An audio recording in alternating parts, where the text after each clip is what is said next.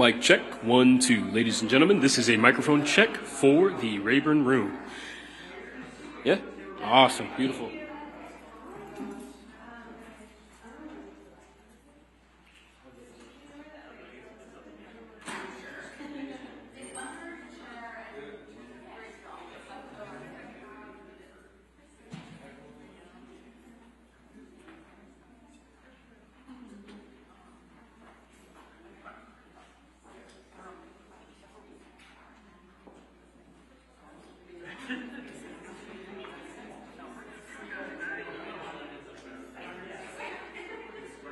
Headphone check.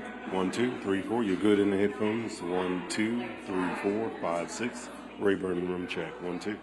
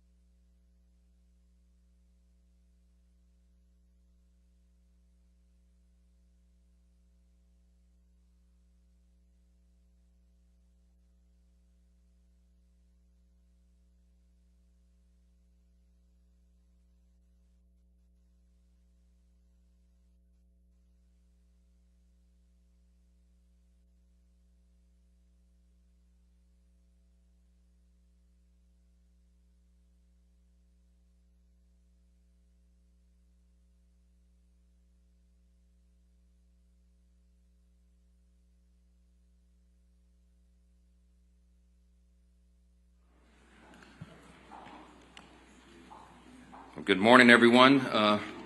This is day 31 of the Democrat shutdown. As you can see, I have a special guest that I'm delighted to introduce to you in just a moment here. We have spoken daily, every day at this podium about the real pain that Americans are experiencing because of the Democrat shutdown. We talked about the pain for our troops, for our federal workers, for American families. And this morning we want to speak specifically about the millions of American families that are going to feel real hardship because of the SNAP benefits drying up. And we have no one less than the Secretary of the Department of Agriculture, who's in charge of that program, that will speak directly to that issue. But I want to begin first with just a word of sincere gratitude. Across this country, we've got millions of federal workers who have been showing up at the office every day without pay. This has drug on for a month now. Those federal workers have shown up for a month straight, not knowing when or if their next paycheck will be delivered. They're doing their jobs, and they're doing it valiantly, while the Senate Democrats simply refuse to do their job. Their most simple and basic responsibility is to keep the government in operation so that we can keep the services flowing to the American people and keep the country moving. But they're not doing that. So we just want to say to these federal workers, like the hundreds of civilian employees who are also spread throughout the country, like the ones in my district, for example, at the Bain Jones Army Community Hospital down at Fort Polk, our big Army base there, we just want to say thank you for your diligence, for doing your job, for your service to the country, even though Democrats are withholding your paycheck. They are shameless in doing so. Throughout this shutdown, President Trump and his administration have done everything in their power, as we relay to you here every day, example after example. They've done everything they can to mitigate and reduce the harm to the American people. He's gone out of his way to find creative solutions to ensure our service members don't miss a paycheck, for example, to ensure that the WIC program, that the nutrition assistance to women, infants, and children is still flowing. President Trump has proven beyond a shadow of a doubt that if there is any way to fund these programs that are drying up now, that he will do it. If there was any way to fund SNAP during the Democrat shutdown, you can be assured that your commander-in-chief would do it. But we are now reaching a breaking point.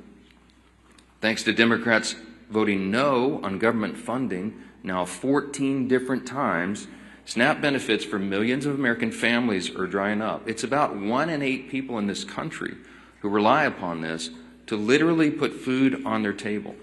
And the blame for this lies 100% with the senators sitting over there on the Democrat Party. They are the ones who have locked arms and decided over and over and over and over, 14 times now, to vote against these services being provided. And now I want you to think about that. You're going to have real people, real families. You're going to have children who will go hungry beginning this weekend when those resources dry up. They rely upon that, and yet the Democrats continue with their political games in Washington while people are sitting around the dinner table without the resources that they need. The administration has done all it can to keep this program afloat, but the limits have been reached here. And what are the Democrats doing today? Where are the Democrats? Are they in the Senate today? No, they're out campaigning. While critical SNAP benefits run dry, the Democrats have skipped town. They've abandoned their post in the Senate, and the reason that's so important and noteworthy for the American people is the Senate is the only place where this can end. The last hope of reopening the government before millions of Americans go hungry. They've abandoned their post. Democrats are now this is the incredible part, they're now trying to somehow blame Republicans for cutting off SNAP when Republicans, remember, are the ones who have voted 14 times for the SNAP benefits to flow. It's the Democrats who have voted every single time to turn that off. The same Democrats who've been perfectly fine with defunding SNAP and WIC for over a month now are suddenly claiming to be outraged that Republicans and President Trump can't just wave some magic wand and fix the mess that they themselves have created. If they're suddenly waking up to the pain their reckless decision is causing, then there's one simple way to fix it. They can come back in here and vote to reopen the government. But we don't think they're going to do that. Now, this is what's interesting. The most recent development is that you've got many more people now calling on the Senate Democrats to do the right job. There's a handful of moderates still in the Democrat Party, and they are very upset about that. The tension is rising. You had Senator John Fetterman of Pennsylvania, for example, who just yesterday, I think it was, accused his own party of, quote, playing chicken with the food security of 42 million Americans. He's right. And you've seen now the avalanche of people and organizations and institutions calling on the Democrats to reopen the government and vote for the clean CR. You've got labor unions. You've got the largest airlines in America. You've got independent voters. Working class Americans across the country, they are all pleading with the Democrats to do their job and stop using their hardships, the people's hardships, for the Democrats' political games in Washington. Yesterday, there was a lot said, written about an editorial that was in the Washington Post. I commend it to your reading if you haven't seen that. But it reads in part just one line out of that. I would like to stand up here and read you the whole thing. The Washington Post, as you know, is not generally on my side. They said, quote, Democrats openly acknowledge that they refuse to do this, reopen the government, because it would mean giving up their leverage. If they persist, it will mean families start to go hungry.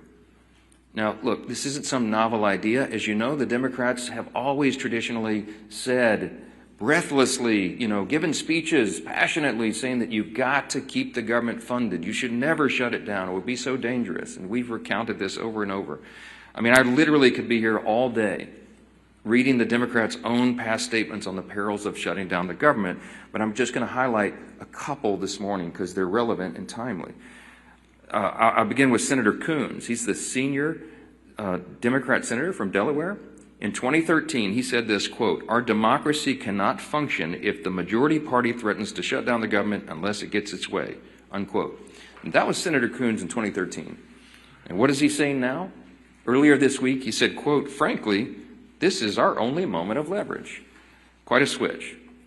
Bernie Sanders has got a lot of airtime here lately, and back in 2018, Senator Bernie Sanders said this, quote, the truth is that shutting down the government is a serious and dangerous action that we must do everything possible to prevent. That was in 2018. You know what he said this month? Quote, if we reopen the government, we lose our leverage. Senator Sheldon Whitehouse in 2013. The shutdown was, quote, entirely unnecessary and has harmed our economy and our reputation in the world. But if we also can't forget, we must never again allow extremist hostage-taking to create this kind of disruption. That was 2013. Just days ago, the senator from Rhode Island said the opposite. It's the only lever we have, meaning the shutdown. What he means is that the pain of the American people is their political lever. I guess he's forgotten his cries of alarm over the extremist hostage-taking. And how about the House? Infamously now, we all know, the Democrat whip, Catherine Clark, the second highest ranking Democrat in the House, said, quote, just last year, she said, they are taking a non-issue, a false flag, and saying this is the reason we can't proceed. It is a dangerous precedent to be threatening a shutdown. That's what she said in 2024. Now, what'd she say about a week ago? The opposite, quote, of course, there will be families that are going to suffer here, but it's one of the few leverage times we have. Many House members have echoed the same hypocrisy, and I'm not going to waste our time with it this morning, but I do want to leave you with this quote from Chuck Schumer because he is the actual architect of the shutdown. He is the one that is preventing the Senate Democrats from doing the right thing. In March of this year, as you know, he voted on the same CR to avert a shutdown. And he said then, quote, in his speech on the Senate floor and in a bunch of interviews, this is what he said on the Senate floor, quote, the CR was certainly bad, but a shutdown would be 15 or 20 times worse. It was a vote of principle. And today, Chuck Schumer, entirely void of principle, by his own estimation, said, quote, every day gets better for his party. Tell that to the millions of American families facing a hunger crisis now as a direct result of his failed leadership and shenanigans. Those Democrats have all collectively voted 14 times over the last several weeks to reject the clean continuing resolution to fund the government, and they've made it abundantly clear they're going to continue to do that, to hold the American people hostage, so long as it serves their political interest, to look tough to the leftist radicals in their base. Republicans have done our part to end the government, the Democrat shutdown, and now it's time for Democrats to do theirs.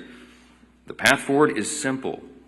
Please, please, every American who is concerned about this, every American that is feeling the harm, you should call the Senate Democrats and tell them to stop the nonsense. Echo the voices of the unions, of the airlines, of hardworking people everywhere, and tell them to stop doing this and open the government. We have to do that. 42 million Americans are set to miss meals starting tomorrow, and this should be the easiest vote they've ever taken in their lives.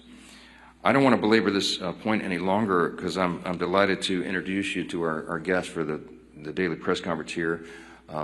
Everybody knows Brooke Rollins, the incomparable, as I call her, the incomparable Brooke Rollins. She leads the U.S. Department of Agriculture. And, of course, her department operates and oversees SNAP benefits to all these tens of millions of Americans. We're fortunate to have her here today. She's going to talk about the devastating effects of the Democrats' decisions on all this. And I'm delighted to give her the podium now. Brooke, so thanks so much for being here, Madam Secretary. Thank you, Mike, Mr. Speaker.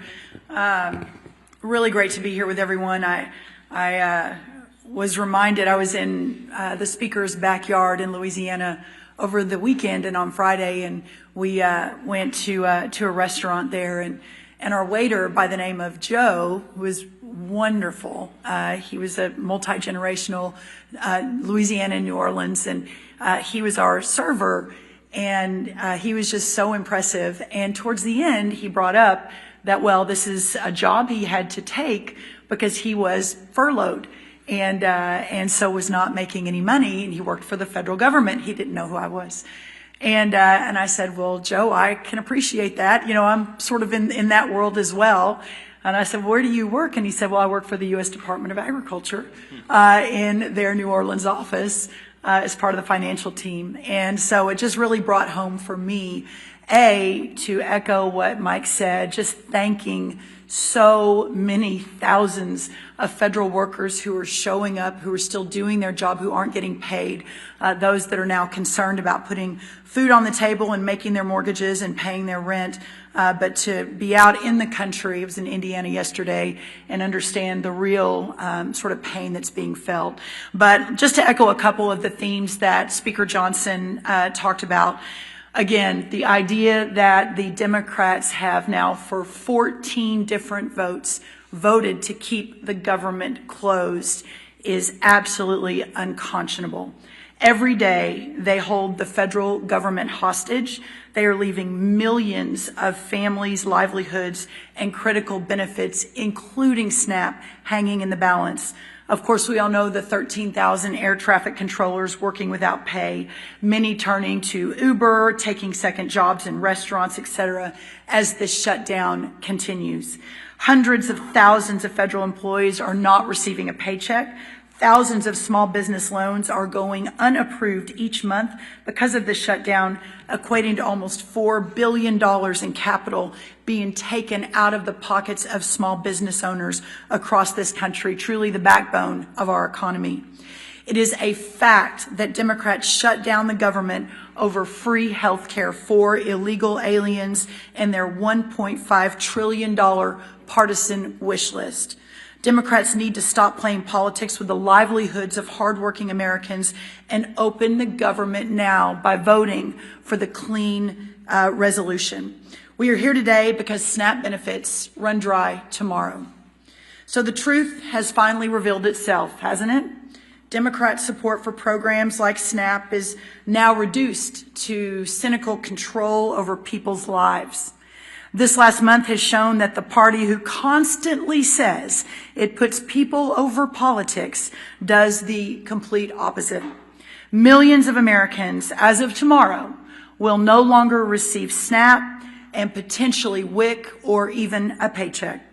Democrats have instigated a disgusting dereliction of duty unlike anything I have seen in all my years doing this work, all to favor illegal aliens and other radical far-left policies that benefit only a small, tiny sliver of their base. I am embarrassed for Chuck Schumer. He is going out of his way to please the likes of Zohran Mamdani, a man who is polarizing America with his socialist rhetoric and anti-American principles. The very essence of government responsibility is to the citizens who live and work here to protect their interests first, unless you are a Democrat in the United States Senate. Chuck Schumer and the Democrats are doing all this because they fear the socialists and the radicals to their left.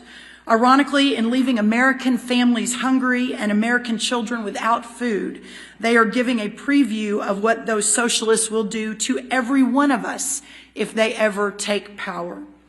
What you're really seeing here is the end of the Democrats as a responsible party of government, a party that ends governance, a party that ignores Americans, a party that cannot master the most basic principles and processes of government, is a party that cannot be trusted with the reins of power.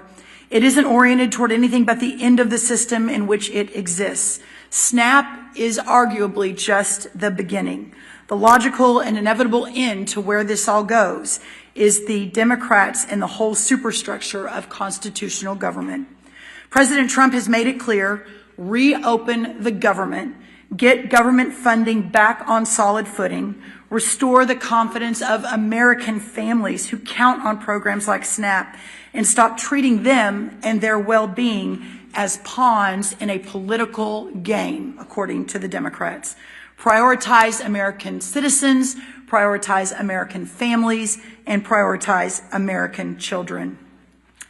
I would like to make a quick note and then want to obviously leave lots of time for questions.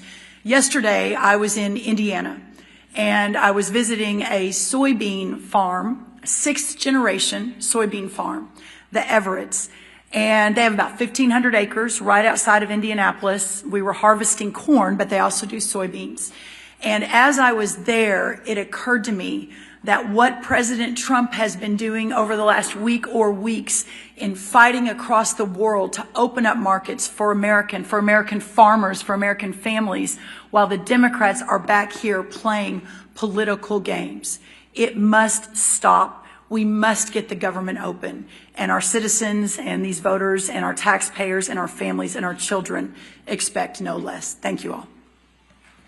All right, take a few questions. Chad, go ahead. You're standing up in the back. Go ahead. Hello, Chad. Just like one question for the Secretary. The minority leader in the House said yesterday, Hakeem Jeffries, that the term he used was lying, that some of these SNAP benefits couldn't be liberated. Can you explain, refute that, give us your perspective, what their perspective is, and what your argument is, why it is? Yeah, and I appreciate the opportunity to explain that. So the fact that the Democrats are saying, but wait, USDA has money in their accounts, why it is really their fault, I've seen it over and over and over from some of their leaders, is absolute false, and it is a lie. We have been saying on October 10th we sent messages out, on October 24th we sent messages out.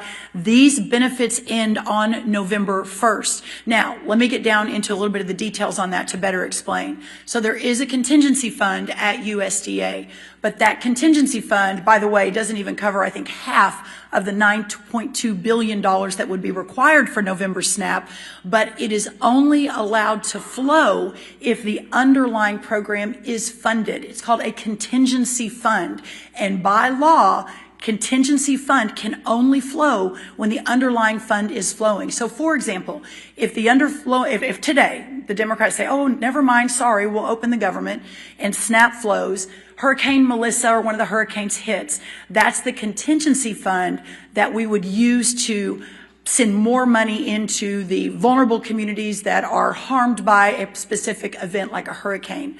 But it is a contingency fund that can only flow if the underlying appropriation is approved. And listen, even if it could flow, it doesn't even cover half of the month of November. So here we are again in 2 weeks having the exact same conversation. I would just add to that, the Democrats are lying about that, and I think they know that. Some of the ones who are out saying it are actually attorneys. They can read the black letter law themselves. They've even filed a lawsuit, you saw, to try to do it. Why? Because they wanted a talking point. They know that's a frivolous piece of litigation. They know they're going to lose, but they also know it'll take many weeks or months to have that ultimately determined by a court because of the way the justice system works. So they're using it as a talking point to try to claim They know, I believe they know for a fact that what they filed in the court is false. You know, they're lawmakers. They're supposed to know how the law works. And so the whole thing is just shameful, shameful. And they're using the people as pawns in this game.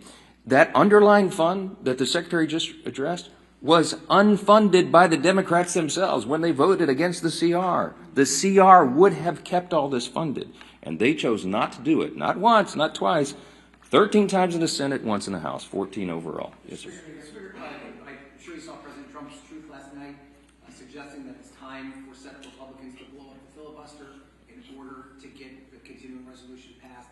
I know in the past you've been reluctant to encourage your Senate colleagues to do that or not.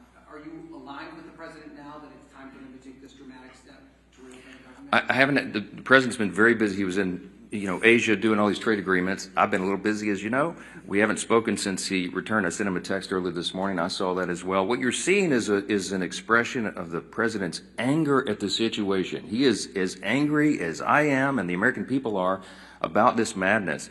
And he just desperately wants the government to be reopened so that all these resources can flow to the people who need it so much. Look, I'll just say this in general. As I've said many times about the filibuster, it's not my call. I don't have a say in this. It's a Senate chamber issue. We don't have that in the House, as you know. But the filibuster has traditionally been viewed as a very important safeguard. If the shoe is on the other foot, I don't think our team would like it. The Democrats, look, they've said what they would do. They would pack the Supreme Court. They would make Puerto Rico and D.C. states. They would ban firearms. They would do all sorts of things that would be very harmful for the country. And the safeguard in the Senate has always been the filibuster. But again, not my issue, not something I get to even weigh in on. My opinion on this is not relevant. It's the senators. But I think that it just is another expression of the frustration, of the pressure that is being felt, the anger by the president and by me and all of us that we're in this situation at all. Do your basic job. I'm going to say this again. We have put zero Republican policy priorities on the CR. It is Biden-level policies and spending. They have no excuse at all not to support it. They have no excuse to put all this pain on the American people, except that for what we've just articulated and repeated here every day, they want to give a showing to the radical left fringes of their base, and they want to give illegal benefits or benefits back to illegal aliens and non-citizens and all the other crazy stuff that they've claimed. Yeah. Can I respond? Sure. I just very quickly, I have not spoken to the president either since last night, but let me say this. He is, and I've been next to him for almost 9 or 10 years now. He is so resolutely focused on delivering for the American people all day, every day, 7 days a week, 20 hours a day. This is what he is thinking about. And as the world's greatest deal maker, from his perspective, the way he thinks out of the box as a businessman is how do we end this nonsense, and how do we again open the government, and how do we support these families that need support? Yeah, go ahead. I'd already called on him. Go ahead. Thank you, Mr. Speaker. Yeah. Madam Secretary, question to you. So I know you addressed the contingency fund, but SNAP has never run out of funding in its 60-year history. That's right. During a shutdown, why were past administrations able to find funding to keep it afloat in a shutdown if you can't? Well, let me see. I've got a chart I want to show you all on the SNAP funding. My charts are slightly wanky because our print shop is closed because we're furloughed. So it was a little arts and crafts time over at USDA early this morning. So this is the chart of the SNAP program. Now, I know everyone can't see this, but this goes back to October of 2023. And I want everyone to follow. This is the red line that under Joe Biden, you see an almost 30% increase in the cost of the SNAP program over the 4 years that President Biden and the USDA was overseeing it with Congress funding it. And you see now the downward trend since President Trump was reelected November, and we've had about 650,000 people move off of SNAP since President Trump was elected.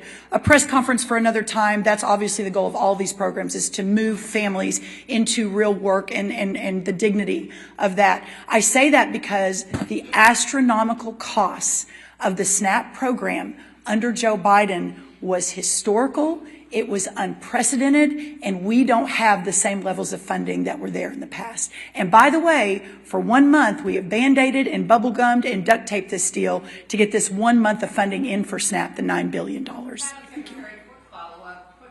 I mean, because reality is setting in for a lot of people this weekend. So what do you say to the millions of people who stand to lose their food stamp benefits? What should they do? My message to America is first, the fact that your government is failing you right now. That poverty is not red or blue. It is not a Republican or Democrat issue. It doesn't matter who you voted for or even if you voted.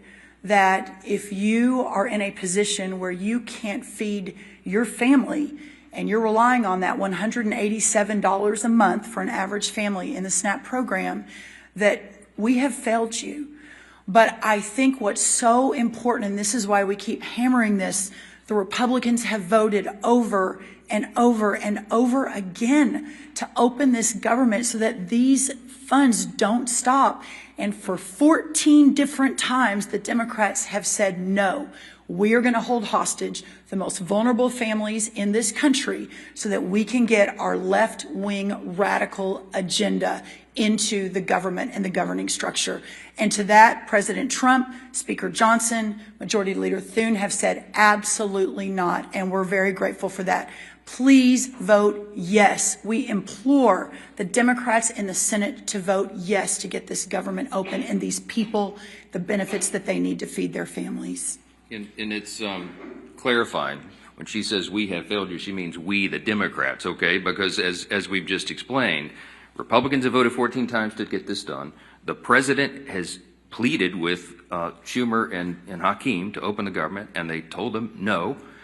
We're doing everything we can. The Republicans, they say, well, the Republicans are in charge of the federal government. Why can't they get this done? It's simple math. We need 60 votes in the Senate. We only have 53 Republicans. We have to have Democrats. It is the Democrats alone who are failing the American people. And this administration, every cabinet secretary, it's not just Secretary Rollins, every cabinet secretary is bending over backwards to make sure that the American people are served and they get what they need. But we are not magicians. We cannot wave a magic wand. The funds have run out because the Democrats are playing games. And that's why we've been here every day this month pleading with them to do the right thing. And they do not care. They have shown how callous they are. They do not care that people are suffering. And that's who's failed them. It's not the government overall. It's the Democrats who are holding up the government for working for the people. It's a very important thing. Jake, go ahead. You undoubtedly you've seen some of the modest progress in the Senate. At least people are talking about spending, 26 spending. Number one, I want to get your sense for where things are, your reaction. Then, would you bring the House back if they got some sort of agreement on a number of spending bills? Yeah, look, the whole point of this is a very important reminder. The reason we're in this mess is because they voted against the clean CR. What was the point of the CR?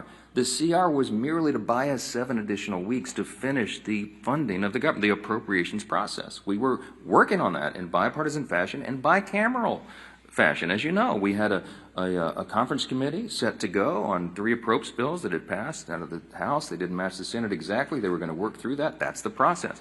And our appropriators, the members of Congress who work on all this funding every day, are raring to go. In both parties, in both chambers, they want to get back to that work, and that is the whole point. Chuck Schumer and the leadership are holding that process up. So am I optimistic that we can get back to that? Yes, but we can't do any of it until they take the simple step to vote on that additional time. It's just a stopgap funding measure to make all these services and funding flow to the people so that we can finish that work. They're holding it up. So I'm heartened, Jake, that we have members on both sides. I had a meeting with the chairman of our Appropriations Committee in my office yesterday afternoon. Tom Cole came in. We were talking about the latest and what those appropriators are doing, the things they're working on. I meet with Leader Thune about it almost daily on the subject. We are ready. The next packages of funding bills are being prepared. And yes, we want to pass that off the House as soon as possible. We want to get all 12 appropriations bills done because we're returning to regular order. That's been a commitment of mine since I became the Speaker 2 years ago, and it's something that Congress must do to be better stewards of taxpayer dollars. So we don't have, I'm using your handy chart here, so we don't have this spike in spending. We have more responsible spending. The only way to get this, to make the government work better and more efficiently for the people, is to go through that stewardship process, that important obligation that the founders intended and that we have used to respect, but we haven't in a long time. So all of this is entwined in that. We've got to get Congress working again. We're anxious to do it, and the sooner we can get back here and get the lights on, the better. But the number one mission of Congress right now is to turn the government back on. There's too many people's lives and health and hunger at stake. This is not a game. They've got to stop playing games. Remember this, too.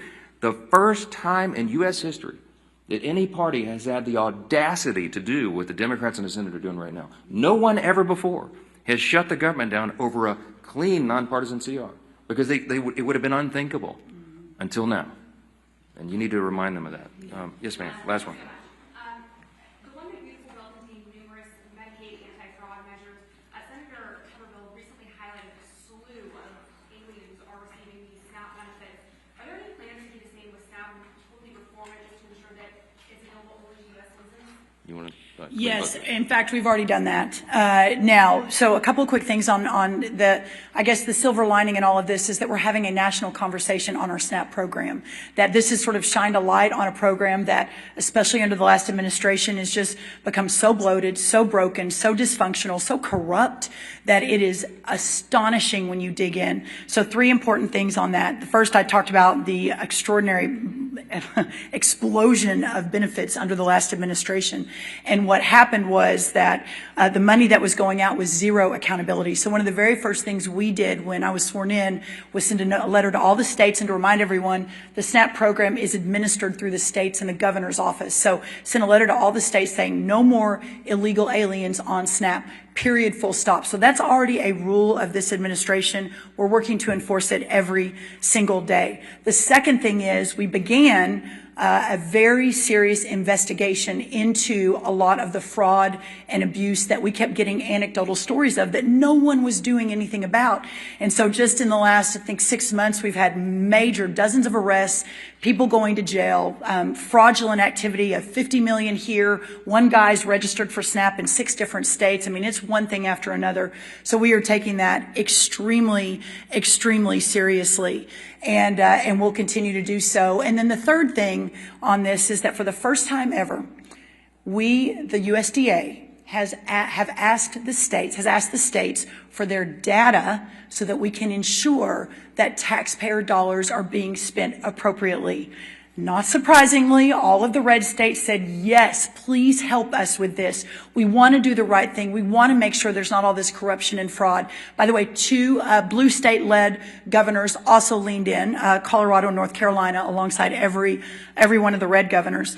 But the other blue states, California, Oregon, New York, Washington, all of them actually sued us and said, oh no, we're not going to give you any data. So the problem is you have an extremely corrupt program, but up until this administration and with President Trump's direct focus on this and making sure every taxpayer dollar is spent appropriately, we've never really had the opportunity to dig in. So we're going to be talking a lot more about SNAP reform. We've got a lot of people listening now, which is very, very helpful, and to take that program back to its original intent of helping those who are truly needy in our communities, but not to have a massive welfare benefit where so many people are taking advantage of it that shouldn't be. And I just want to add briefly, just zoom out a little bit. This is a stark contrast between the 2 parties, the 2 major parties in this country. We talk about the split screen in here very often. On this issue, with regard to reducing fraud, waste, and abuse in government, look, America is the greatest nation in the history of the world. We're the most powerful, most successful, most free, most benevolent nation that's ever been. Part of our benevolence, part of the spirit of America is that we do have these safety net programs. We support that. We have an extraordinary cabinet, like Brooke Rollins here, Secretary Rollins, who is handling and administrating the SNAP program is a good example of that. Medicaid is a good example. Why were they designed and why are they so important and why do we all support those ideas? Because sometimes people really can't take care of themselves. You know, you have the elderly, the disabled, young pregnant women, for example, who are single and they're down on their luck and they need some help. SNAP and Medicaid and these other programs were intended to be a temporary safety net to help people to get back on their feet. But they have been abused. And there are some big government advocates, like the Marxists, like the socialists, who want the government to take over everything and supply everything for everybody. But guess what? If the government can give you everything, it can take it away as well, and your freedom is sacrificed. Socialism, don't get me started, has been a great scourge on humanity. I mean, the tens of millions of innocent people in the 20th century alone have died because of it. America stands for something better than that, something different.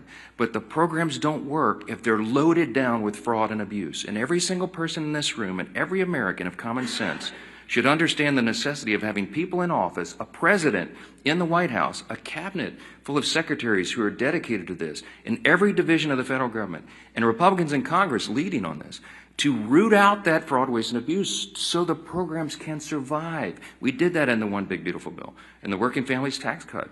With Medicaid, we went into that and we eliminated the fraud, waste, and abuse. We got able-bodied young men without dependents off the program. They were never intended to be there. They're sitting around on their couches playing video games. Yes, that's an actual study, and they're siphoning the resources away from elderly people, disabled people, and young women who desperately need it. And so the funds were being depleted. We shouldn't go for that. And illegal aliens were never intended to be on any of these programs. They're for U.S. citizens only, law-abiding citizens. This is the team. The Republicans will fix that and save those programs for the country. And the Democrats will continue to abuse it. They sued the USDA for simply asking them to tell them how many illegal aliens are on the programs in California and New York and these other states. They sued them. You need to take account of what people are doing here in each party. The leaders and the President of the United States, we are trying to get government to work more efficiently and effectively for the people, and we are getting stopped and hindered by political games by Democrats. And that's why we're so frustrated. It's got to come to an end. Thank you all for being here this morning. Thank you, everyone.